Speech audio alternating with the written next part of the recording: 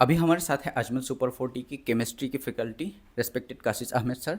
Sir अब थोड़ा chemistry को कैसे 20 डेज में कवर करना है, कैसे रिवाइज करना है, उसके बारे में बताइए। तो फर्स्ट ऑफ ऑल केमिस्ट्री बच्चों का सिलेक्शन के लिए सबसे ज़्यादा इम्पोर्टेंट सब्जेक्ट है। कोई कुछ भी बोले, सिलेक्शन तो केमिस्ट्री की वजह से मैक्सिमम बच्चों का होता है। और केमिस्ट्री अच्छा खासा एक स्कोरिंग सब्जेक्ट है और केमिस्ट्री में 3 पार्ट में डिवाइड होते हैं। जी तो हम पहले सबसे पहले ओसी की बात कर रहे हैं, ऑर्गेनिक केमिस्ट्री ऑर्गेनिक का। केमिस्ट्री। ऑर्गेनिक केमिस्ट्री में आपको 3 चीज़ को ध्यान देना है अभी लास्ट में। सबसे पहले एनसीईआरटी में जाओ, सारे रिएक्शंस एक बार पूरा अलग से लिख लो। दूसरा, जिस रिएक्शन का एनसीईआरटी में प्रॉपरली मैकेनिज्म दिया गया उसी का मैकेनिज्म करो। And last, conversion.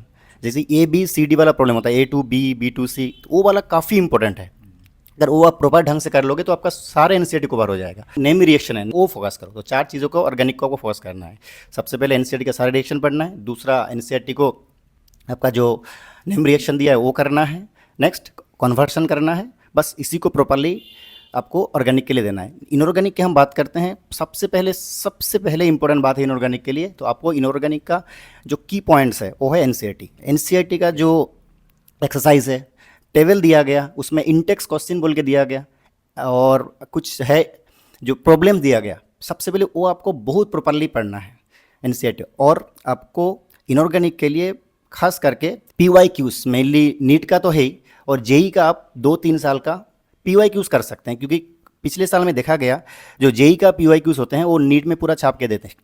तो आप एक काम कर सकते हैं, जेई का 10 साल का तो नहीं करना है, जेई का 2-3 साल का कर सकते हैं। कि 2-3 साल में इतना शिफ्ट है तो उसका सवाल करने में ही आपको एग्जैक्टली सवाल ऐसा ही पूछ जाते हैं इनऑर्गेनिक में। लास्ट में पीसी का बात करें तो physical chemistry mainly numerical basis होते हैं। तो आपको हर रोज़ न्यूमेरिकल का जो फॉर्मूला है वो प्रैक्टिस करना है, वो देखना है। और सिर्फ जो न्यूमेरिकल है वो देखना नहीं है, उनको अपने पेन से उनको सॉल्व भी करना।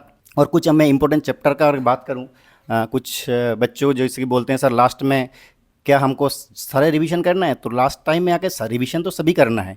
जो अच्छे बच्चे हो तो सारे रिवीजन करते हैं, लेकिन जो एवरेज बच्चे हैं उनके लिए हम बोलते हैं जो most important topic, most wettest topic, उनको आप रिवीजन कर सकते हो। जैसे कि हम ऑर्गेनिक से शुरुआत करते हैं फिर से। ऑर्गेनिक में जीओसी, हाइड्रोकार्बन एंड लास्ट में एल्डिहाइड कीटोन, इन तीनों चैप्टर सबसे इंपॉर्टेंट है।